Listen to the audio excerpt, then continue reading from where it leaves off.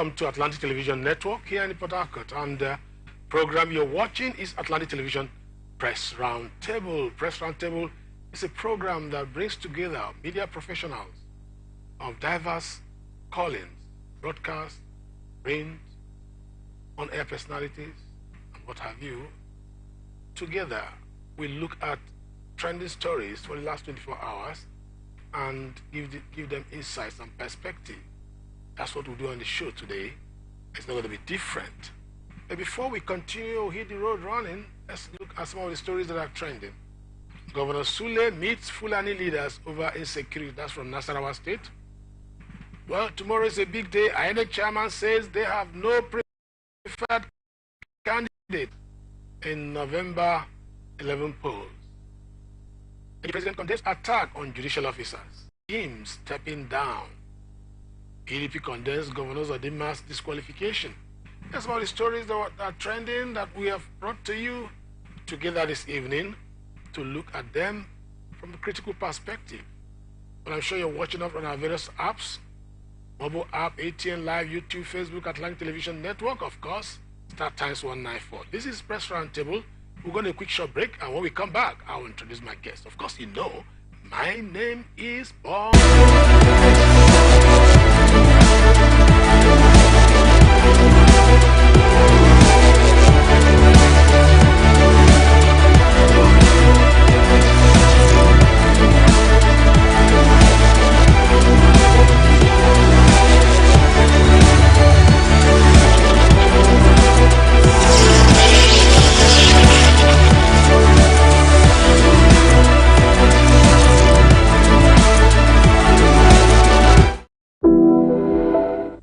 Welcome back.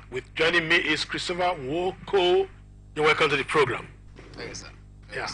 It's an OAP downstairs. It's on radio. It's a broadcast journalist. Thanks for joining us on this program. It is Atlantic Television Press Roundtable. I'm sure you've not forgotten that. Okay. Let's look at some of the stories in detail. Nasarawa State Governor Abdullahi Sule has held a meeting with the leadership of Fulani Socio-Cultural Association in a bid to address the security challenges in the state. The meeting with the national president of the body, Alhaji Abdullahi Bello Badejo, took place at the Fulani leaders' residence to Wada, Kauru local government area of the state. The governor stated that the body's vigilante unit could assist the security agencies in tracking and ending the invasion of the state as well as the country by strangers who always masquerade as headers. Responding, Alhaji Badejo commended the governor for initiatives aimed at bringing various sociocultural and religious groups in the state to the round table. They assured the governor of the commitment of the body to collaborate with various groups and security agencies in addressing the security challenges in the country. There are two aspects of this story. One, there is a parley. It's better to judge than to war, right? The incessant insecurity situation or the intractable insecurity situation in North Central is a very big problem. And many stakeholders, leaders, governors have been trying to address this problem. And this is addressing it through parley. And they brought religious leaders and the so-called headers together and to bring them up to speed with what should be done to stop the constant harassment of farmers and insecurity. Well, the governor there seems to have taken over, mentions one important thing, that most of the people who call headers are from outside the country. And he's talking outside this country, not just the state, outside the country. They come from the Republic, Mali and all that. And that's what he said there. And that one important thing about this is that all the stakeholders, including the so-called headers themselves, can come together and in hand in gloves with the security vigilante to fight whoever is involved, whether those who stay with them, headers, or those coming from outside. How do you think this collaboration works? I think it's a step towards the right direction. Yes. Security is paramount in every state, every country.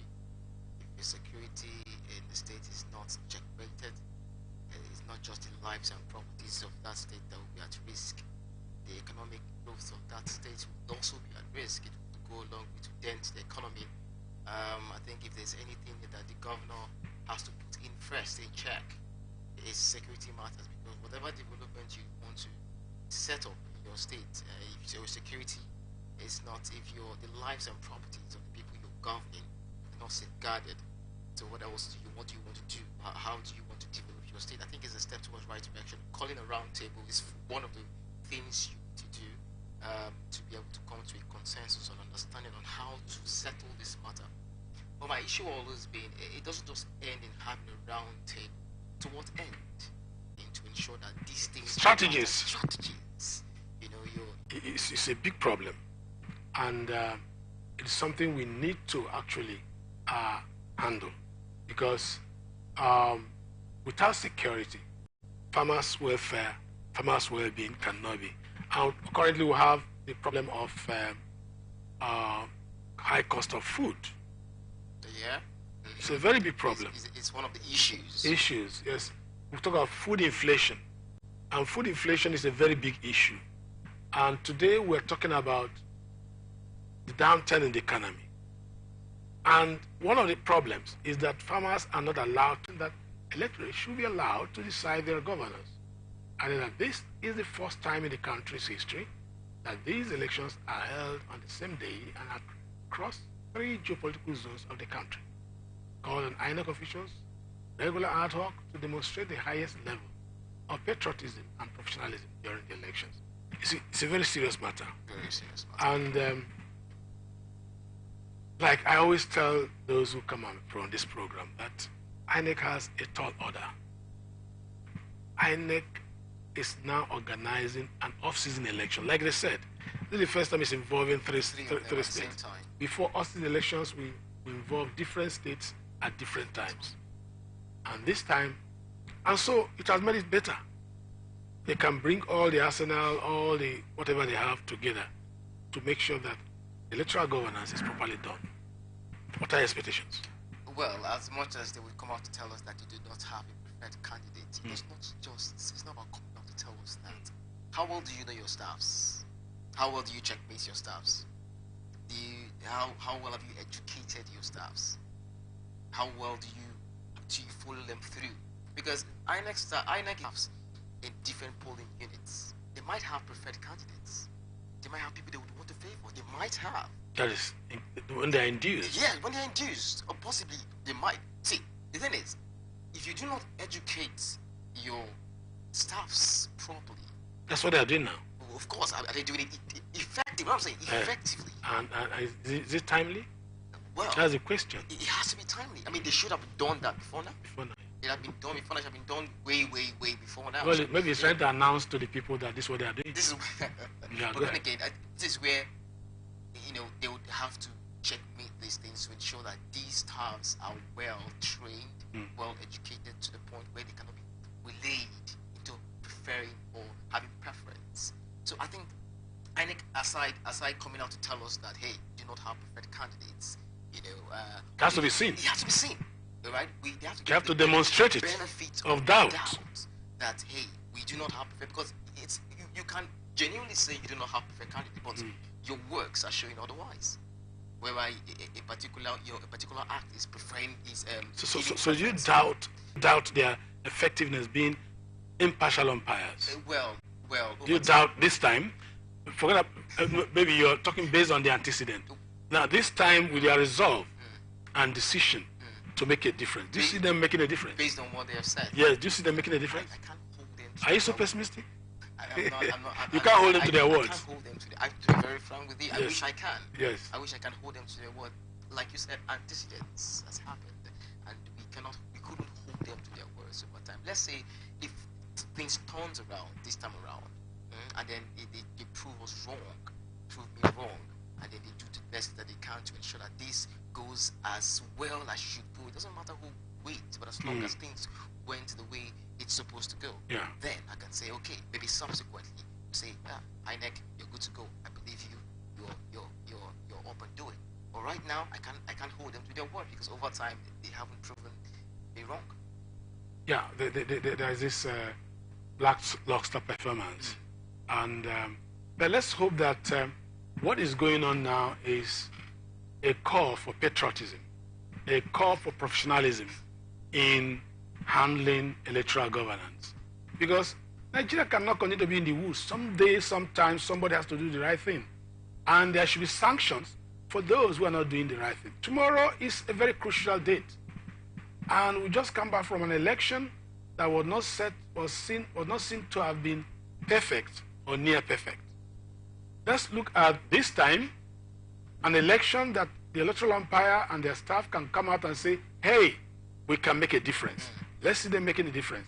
Let's see Yakub making a difference, because it is time we change the narrative to give Nigeria a good democratic culture.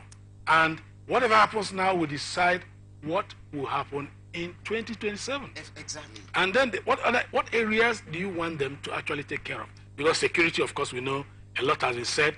The IGP had mobilized, some electoral, some police commissioners have been changed, and there is some kind of mass mobilization of military personnel, police personnel in particular. That aside, electoral security and electoral safety seems to have been guaranteed, as it were. But which other area do you think that should be beefed up in this election? You talked about patriotism.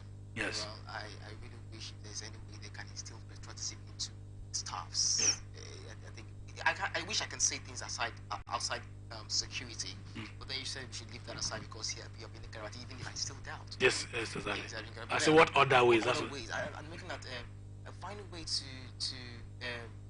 well, I think the educational aspect of these things, how they can enlighten people. Enlighten people. Okay, now we'll pass that stage. That should be a pre-election, activity. Well, during this election activity, because INEC has 3: pre-election activity, on-election activity, and post-election activity. They usually have different programs. Now we are gone past pre-election activity. We are on-election activity tomorrow. So what do you think they should be doing differently? Credibility. Credibility. Credibility. In terms of, use of facilities like the electronic machine, okay, beavers and all that, and the rest of it, because one issue we've always had with INEC and election is beavers machines having issues. Is there the network issue, ineffective performance when it comes to the operation of the machine? That's the challenge we've always had. Let's hope. And remission of results. And let's hope that over time, transmission of results. I think they should get it right this time. That shouldn't be a problem. But that has been the main issue, right? It has been the main issue. But that shouldn't be a problem now, because they have reassured us over and over again that they are ready. And the transmission will be timely. Well, let's hope. Now, let's hold them to their words now. At IREV? At IREV, everything will be settled. Let's hope that their hopes have been shattered at some point. You think there's going to be voter apathy? Of course, some person already. Yeah, I wish I would say there isn't, but a lot of persons have felt that voter apathy would be the order of the day. But I just because over time, the candidates have over time, gone as far as enlightening and maybe encouraging these people to come out and vote, to come out and show their prowess. Their prowess and their preferences. Yeah. The preferences, and giving them the benefit of the doubt that, hey, this time around it's going to be different. So let's hope. Let's take this last story for this first 30 minutes. President of Nigerian Bar Association, Mr. Yakub Mike Yau, on Friday condemned the attack on an area called George in Gombe, calling for prompt investigation of the case. This was contained in a statement on Friday issued by the Nigerian Bar Association National Public Secretary, Mr. Habib Lawal. News agency of Nigeria reports that 3 judicial officers, including a judge, were allegedly assaulted by non-villagers while inspecting disputed property in Gombe when they were at locus in quo of a property. State's Balanga local government area. So Yakub condemned such an attack and called on Nigerian Bar Association Gombe branch to collaborate with the Nigerian Bar Association security agencies, Relations Committee and Police, Public Relations Committee to get at the root of that, to ensure that this does not show in the bad light already. is spoiling the whole of, it's painting the image of the nation in bad light. And this attacks. Now, they were talking about attack on the judiciary. It's not just the local villagers who are doing this. Even politicians, lawyers, unduly attack the judiciary as if they want the judiciary to become their local arbitrators in their village. I think there should be some level of respect for our institutions. When we have strong institutions that are transparent, they will command the respect they deserve, right? Of course. Aside from respect, I think their lives also have to be protected because the job they do is a very, very sensitive. And they stand at risk of having some threats like this, but they shouldn't get to them because they are very vital people to the society. They should be protected. Exactly. And so MBA is correct, right? Of course, yeah. So now we're going to a short break. When we come back, we'll continue. It is Atlantic Television Press Roundtable. I'm sure you are there. Glued. Don't get away.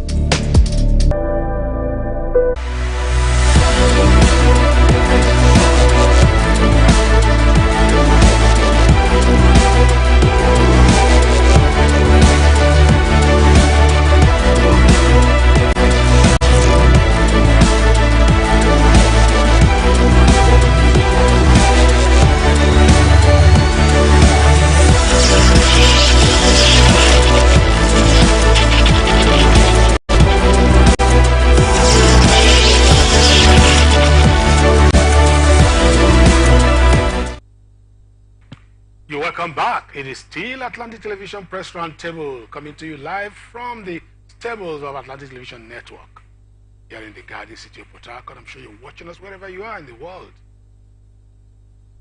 Back to our discussions. Our next story, Bayelsa State, Tim Gobab. Appeal Court dismisses Court of Appeal in Abuja has finally cleared the coast of former Minister of Petroleum Resources, Timi Priscilla, participate in this Saturday's governorship election in Bayelsa State. Appellate court on Friday by the appellant against the respondents. The appeal, Justice Zuba, also dismissed the allegations against All Progressive Congress that its April 14, 2023 primary, which produced Silva, was as a flag bearer, was done in contravention of provisions of the law. I think Silva is free now. Tomorrow is the election.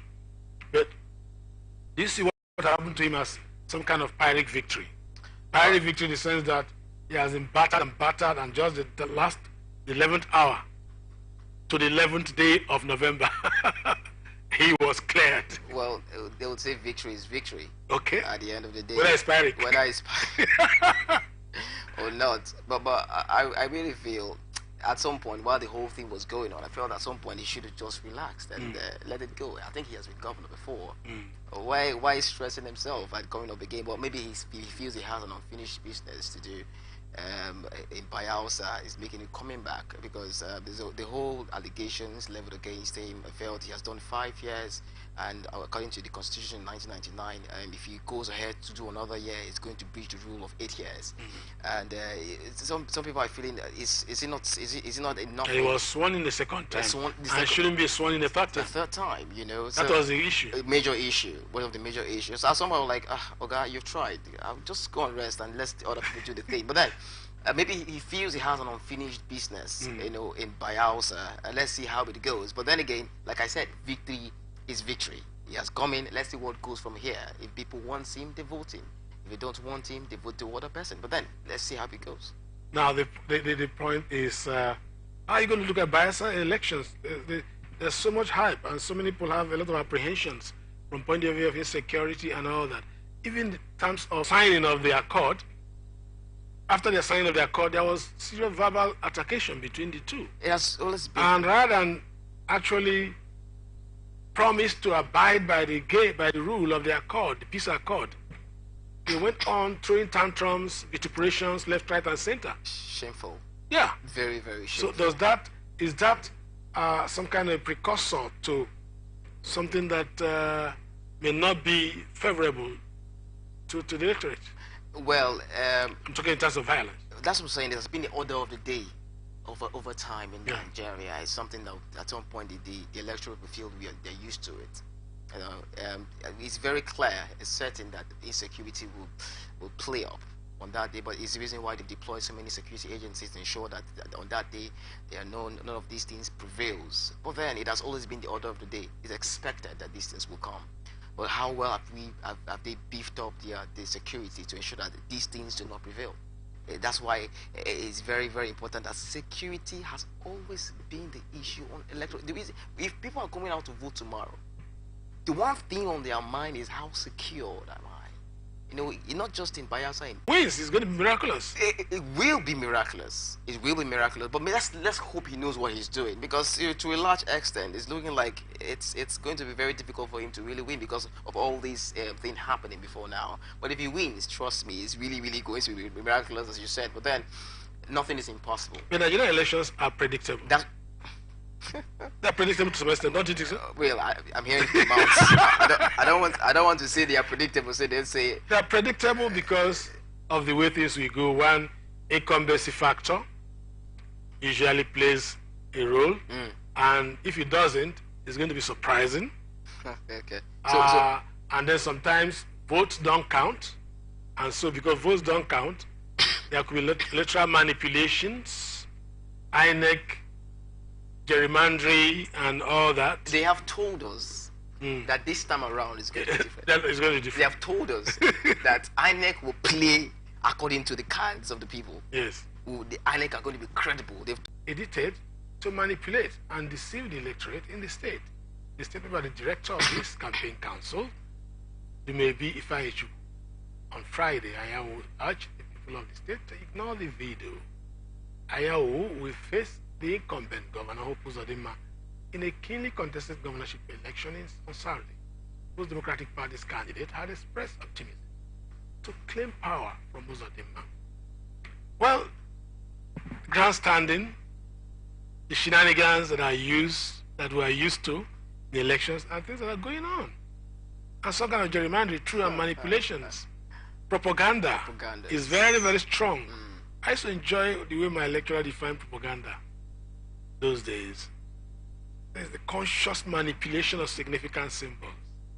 When you consciously manipulate a fact or a reality that is true to suit your purpose.